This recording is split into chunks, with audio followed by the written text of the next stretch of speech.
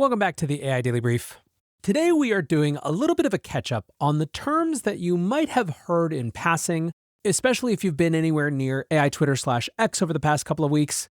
There are a few things that might sound like absolute Greek to you, but which combined tell the story of how vibe coding, which I really mean AI and agentic coding, are evolving early into this year. Entrepreneur and content creator Riley Brown recently tweeted, "Cool Claude stuff, Remotion Skill, Clawdbot, CLAWD, Agent SDK, Ralph, and Cowork." Now, if you are thinking, I don't know what any of those things mean, don't worry, you are not alone, and we're going to get into much of it today. The context of all of this is the big shift in perception over the last couple of weeks, which has been pretty well chronicled in episodes throughout this month.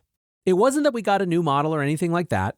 It's that everyone went home for the holidays, had just a little bit of downtime to start playing around, started working on some personal or professional projects with Opus 4.5 or Claude Code or 5.2 Codex or some combination thereof, and realized that what we could do with agentic coding was much, much farther than they might have thought. This was reinforced a couple weeks later when Anthropic dropped Claude Cowork, which is sort of like Claude Code for the rest of us, and revealed that it had been written 100% by Claude Code in just about 10 days. Now, if you want even more of a primer, I'd suggest one of my previous episodes, Why Everybody is Obsessed with Claude Code, Claude Cowork is Claude Code for everybody else, or most recently and probably most importantly, Why Code AGI is functional AGI and it's here. So that's the setup, and we just keep getting evidence of how much things have shifted. Cursor CEO Michael Truel posted about a week and a half ago, "We built a browser with GPT 5.2 in Cursor.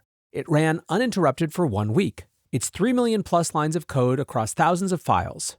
The rendering engine is from scratch in Rust with HTML parsing, CSS Cascade, layout, text shaping, paint, and a custom JS VM. It kind of works. It still has issues and is of course very far from WebKit and Chromium parity, but we were astonished that simple websites render quickly and largely correctly." And to be clear, this was an experiment in autonomy. While at first blush people thought it was one agent writing 3 million lines of code, it wasn't. It was actually hundreds of concurrent agents. Cursor wrote it up in a blog post called Scaling Long-Running Autonomous Coding. And it's very clear that Cursor is interested in pushing this frontier. They wrote, "We've been experimenting with running coding agents autonomously for weeks. Our goal is to understand how far we can push the frontier of agentic coding for projects that typically take human teams months to complete." And indeed, if you want to take a step back and just try to understand psychologically where the vanguard of AI and agentic coders are right now, it is really all about pushing the boundaries on autonomy. Breaking out, in other words, of being the bottleneck where without your consistent prompting, the AI isn't doing anything. The leading agentic coders are in the midst of trying to build systems that work all the time with extremely minimal input from them. They want nothing less than armies of agents that work while they sleep. And that army idea is operative. In that same Cursor blog, they write, "Today's agents work well for focused tasks but are slow for complex projects. The natural next step is to run multiple agents in parallel, but figuring out how to coordinate them is challenging." Initially, Cursor gave their coding agents equal status, and as they put it, let them self-coordinate through a shared file. Each agent would check what others were doing, claim a task, and update its status.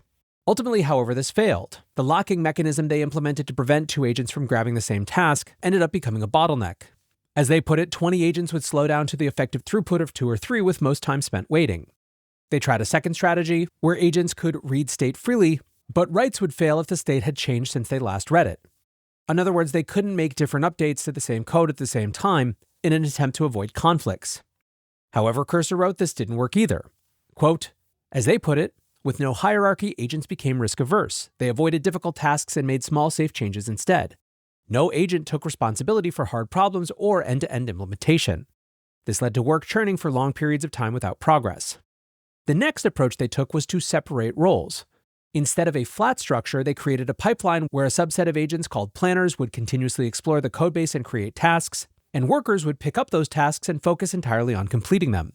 The workers, they wrote, don't coordinate with other workers or worry about the big picture. They just grind on their assigned task until it's done, then push their changes.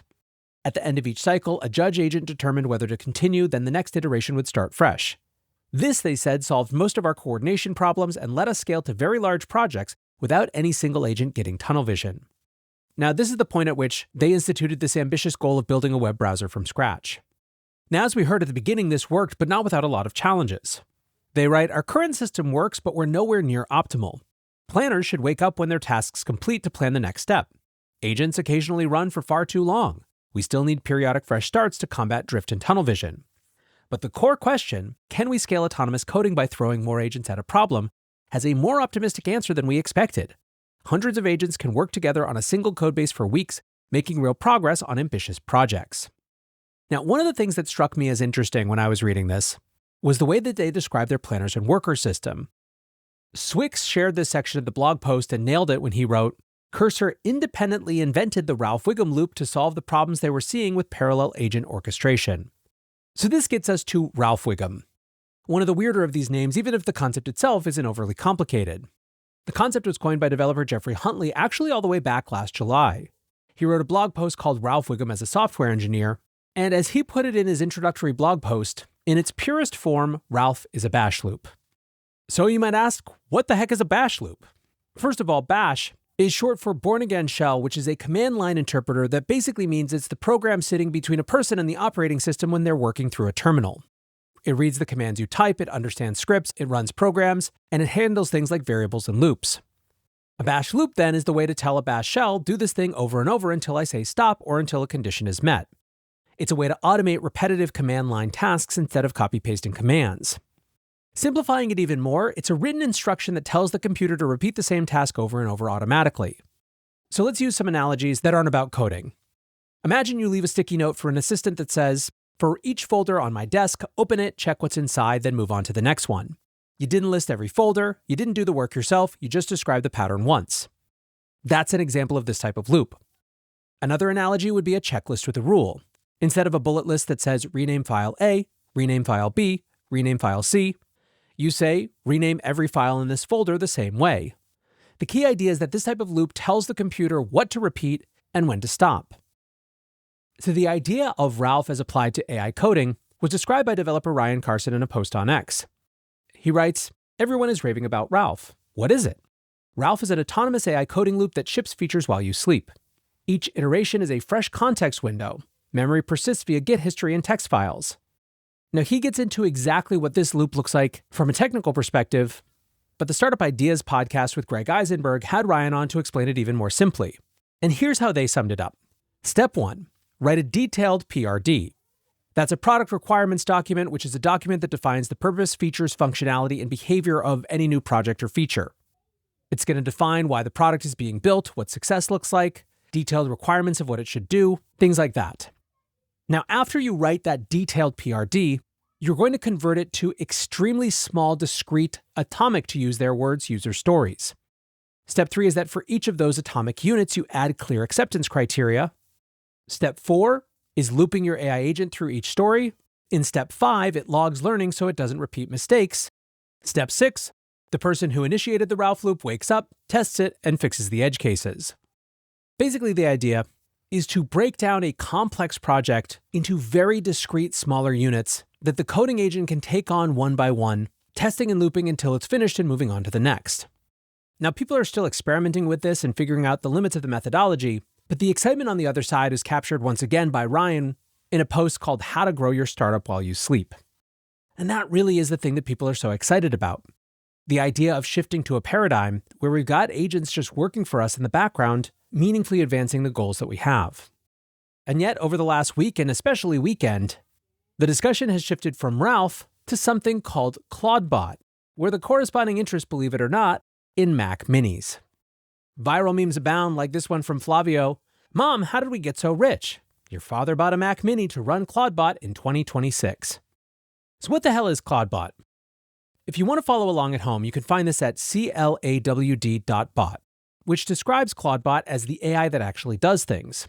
Clears your inbox, sends emails, manages your calendar, checks you in for flights, all from WhatsApp, Telegram, or any chat app you already use. It's basically a system that allows people to turn Claude Code into an actual personal assistant.